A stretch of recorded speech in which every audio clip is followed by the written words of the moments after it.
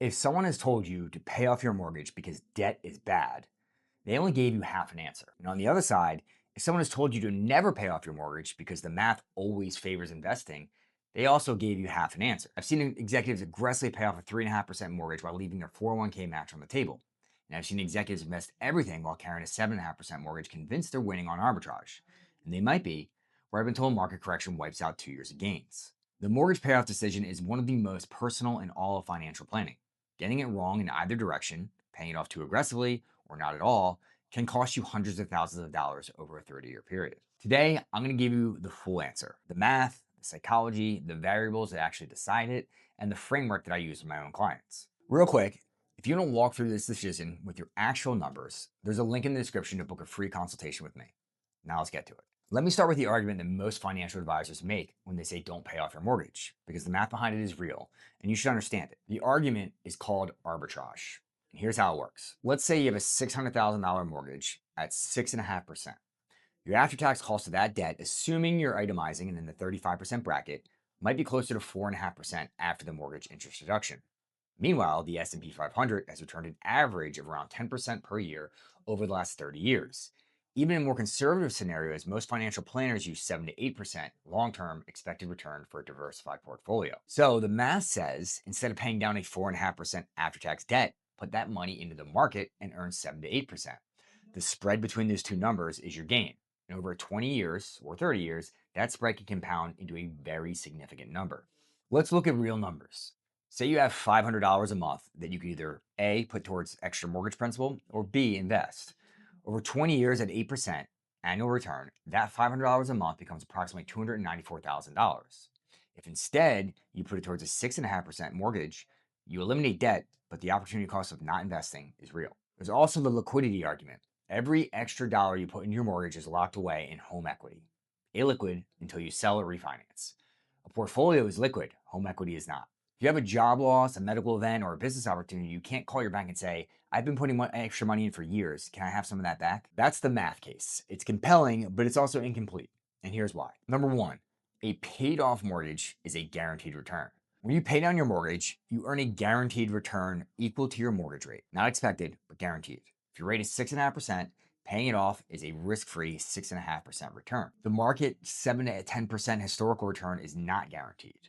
It comes with volatility, comes with drawdowns, and it comes with psychological pressure. The 2008 financial crisis cut portfolios in half. 2022 saw the S&P drop 19%. Anyone who was aggressively investing instead of paying down debt in those years felt the pain very directly. When you compare a guaranteed return against an expected return, the expected return needs to be meaningfully higher to justify the added risk. At current mortgage rates, 6.5 to 7.5%, for many executives, that risk-adjusted math is a lot closer than it was when rates were 3%. Number two, cash flow flexibility. A paid-off mortgage eliminates your largest monthly expense. That changes your financial life in ways that math doesn't fully capture. An executive with no mortgage can take more career risk. They can leave a job they hate, start something new, or retire early. They can weather a bad year at work without financial anxiety. They can fund a child's education or help against aging parents without stress. The monthly cash flow freed up by eliminating a mortgage payment is a form of financial optionality that has real value, even if it's hard to quantify. Number three, concentration risk for executives. Here's what most advisors miss when talking to executives specifically. Your financial life is already heavily concentrated in one place: your company. Your salary, your bonus, your RSUs, your stock options, your career trajectory. All of it is correlated to one employer. If that company hits a rough patch, your income, your equity compensation all get hit at the same time. Adding leverage exposure to the stock market on top of that concentration amplifies your overall financial risk significantly. For an executive with significant unvested equity, paying down the mortgage isn't just a conservative financial choice, it's a diversification move. It reduces the total risk in the portfolio by adding a guaranteed return that's uncorrelated to the market performance. Number four, the psychology is real and it matters. I've had clients run the math perfectly. Invest instead of paying off the mortgage, capture the arbitrage, come out ahead by a big amount, and then watch them panic sell in a market downturn because carrying both mortgage debt and a falling portfolio was psychologically unbearable. Behavioral finance is real.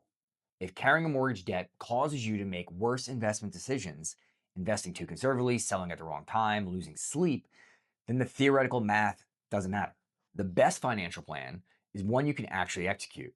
And for some people, that means paying off the mortgage. Now let's look at some of the variables. Variable number one, your mortgage rate. This is the single most important number. Everything else flows from it. If your rate is below, say, 4%, which for many executives who locked in between 2020 and 2022, the math almost always favors investing. A 3% mortgage in a world where the money market fund yields you 3.5% isn't a problem, it's a gift. Keep it as long as possible and invest the difference aggressively. If your rate is above 6%, which is the reality for most people who bought or refinanced in 2023 or later, the calculus shifts meaningfully.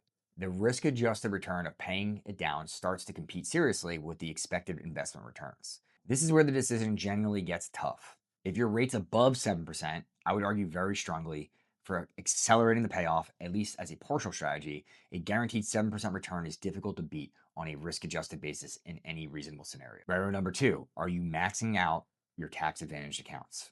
Before any extra money goes towards a mortgage payment, the question is always, are you maxing out your 401k, your backdoor Roth IRA, your HSA, if you have it available, or any other deferred compensation plan that your employer offers? These accounts offer guaranteed tax savings. In many cases, a 35% immediate return on every dollar contributed. No mortgage payoff strategy competes with that. The sequence is always maximizing tax advantage first, then decide between mortgage and taxable investing. Variable number 3, your emergency fund and liquidity. How much liquid cash do you have outside of your retirement accounts and home equity? For executives with variable compensation, bonuses, RSUs, commissions, I generally recommend 6 to 12 months of expenses in liquid savings before considering aggressively paying off your mortgage. If your liquidity is thin, putting money into your mortgage actually makes your financial position more fragile, not less. You're trading liquid assets for an illiquid equity. Variable number 4, your timeline to retirement. How many years until you plan to stop working? If the answer is 20 or more years, the long-term compounding math favors investing. Time always smooths out the market volatility and allows the expected return advantage to come true. If you're 8 to 10 years from retirement, the math shifts. You have less time to recover from a market drawdown, and the psychological and cash flow benefits of a paid-off home at retirement become much more compelling. Many executives I work with set a goal to enter retirement with no mortgage, which drives a hybrid strategy of investing while also making extra principal payments. Variable number 5, your psychology. I ask every client a simple question. If the market dropped 35% tomorrow and you still had your full mortgage balance, how would you feel? Would you stay the course, or would you lose sleep, reduce your contributions, and potentially sell at the bottom? If the honest answer is the latter, if carrying a mortgage debt makes you a worse investor, then paying it off isn't the mathematically inferior choice. It's the one that keeps you on the plan. Let me walk you through exactly how I approach this with my clients, because in practice, it almost never ends up being all or nothing. The framework that I use has 3 steps. Step number 1, maximize your tax advantage accounts first. 401k to the max, backdoor Roth, HSA, deferred comp if available. This is a non-negotiable regardless of what the mortgage rate is. The tax savings alone make this the highest return more available. Step number 2, look at the mortgage rate and the timeline. If the rate is below 4.5% and the retirement is more than 10 years away, I generally recommend investing the surplus in a taxable brokerage account. The math favors it, and the time horizon provides enough cushion for volatility. If the rate is above 6% or retirement's within 10 years, I recommend a hybrid approach. Split the surplus between extra mortgage principal payments and investing in the market. The exact split depends on the psychology of the client, concentration risk, liquidity. A common split I like to use is 60% investing and 40% mortgage payment. You capture most of the investment upside while steadily reducing your debt. And step number 3, the sleep test. At the end of the analysis, I ask the client to sit with the plan for a few days. If they come back uncomfortable, if the mortgage debt is generally causing stress that affects their decision making, we adjust towards a more aggressive payoff. The plan only works if you can execute it. I had a client a couple years ago, a VP at a large tech company, significant unvested RSUs, 6.8% mortgage rate on a $900,000 balance. By the numbers, the hybrid approach made sense, but when we talked through it, he was clear. The mortgage was the thing keeping him in a job he was ready to leave. He wanted it gone. We ran a 5-year aggressive payoff plan. He made extra payments alongside maxing out his 401k and backdoor Roth. And at the end of year 3, his mortgage balance was under $200,000. He negotiated a career change 6 months later and took a role that paid $80,000 less, but was exactly what he wanted. The math might have said the hybrid was better, but the outcome said paying it off was the right call. That's the kind of planning that I do. If you're trying to figure out the right answer for your specific situation, your rate, your timeline, your equity comp, your portfolio, that's exactly what I'm here for. The link is in the description to book a free consultation.